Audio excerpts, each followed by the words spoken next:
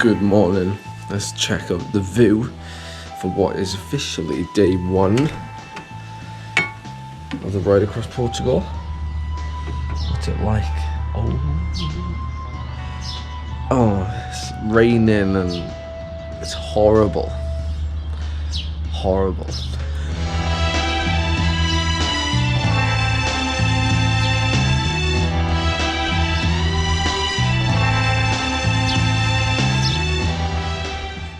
So first day, 133 kilometers, and that's 80s fuel there.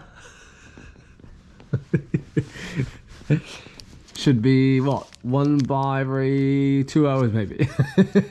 Or probably nothing at all, other than the odd Coke. So day 1's about to kick off, and as you can probably imagine by my demeanour, this is a pretty casual affair, and it feels like a race. And there will be moments where it will feel like a race, but for the most part, so far, it's been very laid back. Ready for a 9:30 a.m. start, like 9:30 a.m. Like that's a nice time to start, and it's not too warm, but it's gonna get hot later. I've got the stage, I've got everything written down on my stem. Planning to have a stab on some of the climbs as long as I'm not overheating because of my pale Welsh skin.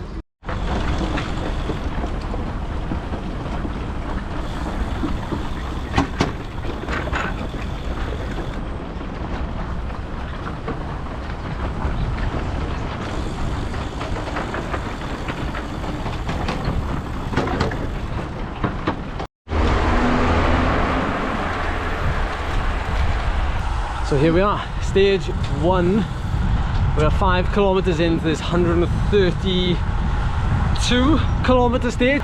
So this is like almost exactly set up like a race. Like in terms of organization, like to be honest, I've done races in the past where I haven't even had as much information as I've had like from the organization going into this. It's pretty nuts really, but it's gladly welcomed because I feel like that's all I have to do is ride my bike from A to B.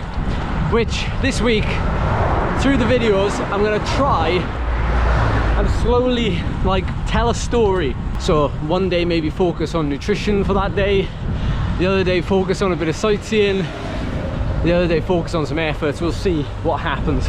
So what usually happens is groups naturally split throughout the day, and when we tackle these sort of race segments along the way, which happen to be on a climb today, or well, 3 climbs. 2 climbs? No, 3 climbs. Oh, I'll wait for you to pace you back on.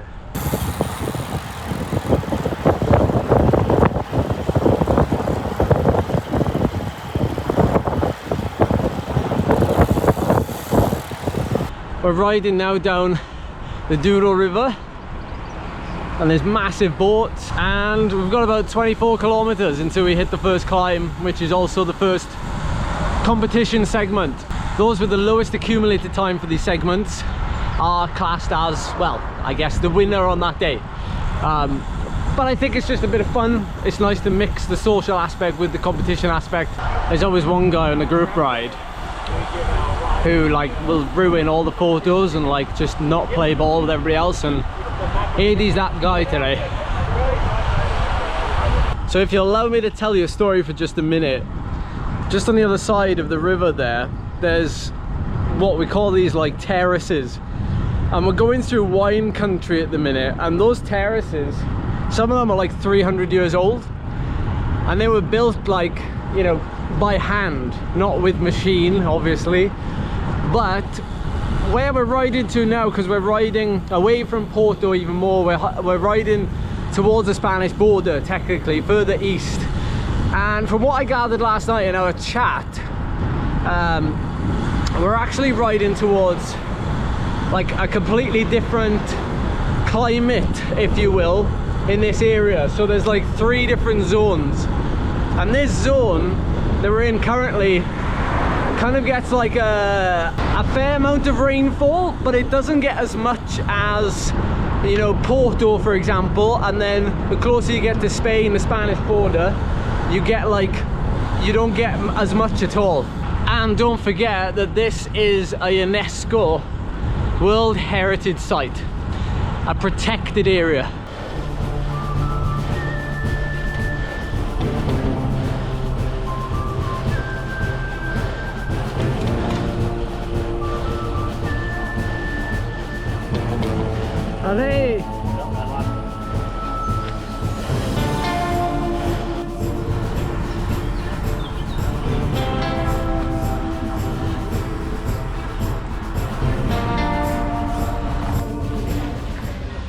spending some time at the feed stop, first pit stop of the day.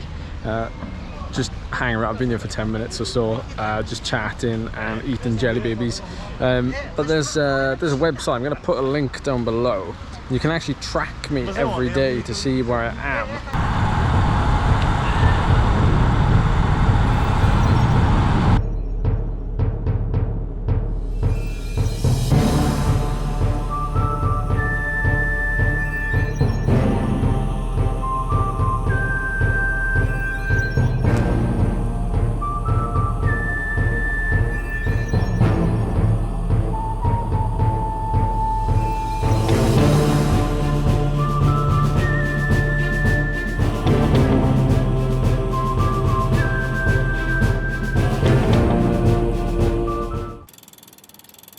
Check that dam out. Just bumped into a fella called Andy, I think, from Oklahoma. He's here. He's one of quite a few Americans actually, and Canadians who are doing this ride. And he was saying that there's so many dams in Oklahoma. They've got a ride called like the Dam Jam or something. And yeah, they just ride around looking at dams. But I mean, this is on the route, and like blink if you miss it, because you just fly around this corner and just carry on straight on this road. Second climb of the day dispatched, and that's the hardest climb of the day. Longest, but shallower gradient, and I'm just trying my best to pace it so that I'm going like slightly below FTP and then close to FTP when the gradient ramps up a tiny bit. It's dead useful having like a Wahoo or Garmin where you can see the gradients coming up. I don't know, 30 odd minute effort on top of the first climb, which is also about 30-minute effort, and this is great training. I mean, pushing myself, plus the heat as well, and a little bit of altitude tomorrow, which you'll see in that video. So I think this is the last pit stop before we go to the next hotel, which is actually the end of this stage. That's the idea with these stages, is that you ride basically from hotel to hotel, which is awesome. But we've got about 55 kilometers to go. We've got one more categorized climb, but the bulk of the climbing's done today. To be honest, I know I've been like ripping it up the climbs, and well, all of us have pretty much been giving it like as much as we can on the climbs. But you can really enjoy the scenery like regardless what effort you're putting in. I think it's that type of area where there's plenty to see. Doesn't matter how hard or how fast you're going.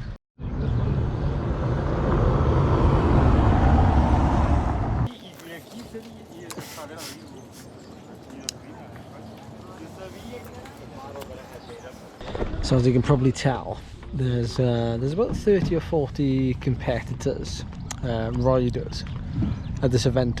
So it's not like your Mallorca 312 or your Marmot or your Haute Route. I think it's quite nice actually having a fairly small group.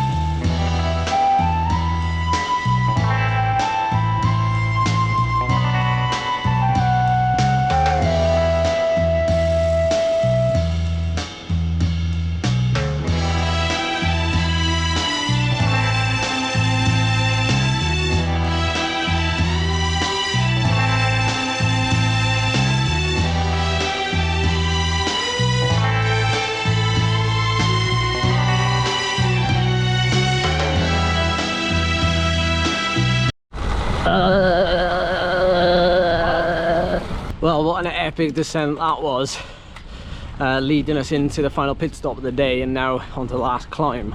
But I've had to split away from the group to make a break for it. We've got one last segment to go in a little while and about 30k left to ride, so I need to get back to race against my Wahoo power battery, which also has 25%. So that's the mountainside we've just come down from over there.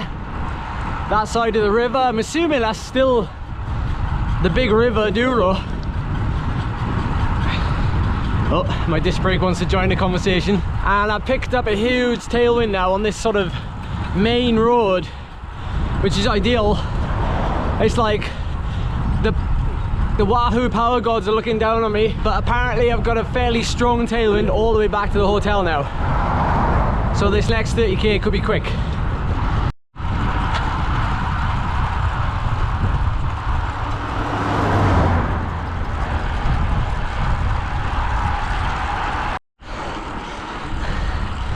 Oh, whack that last climb. 14% battery left on my computer with 15k to go. So it's 1% for every kilometer. Can we do it? The race is on!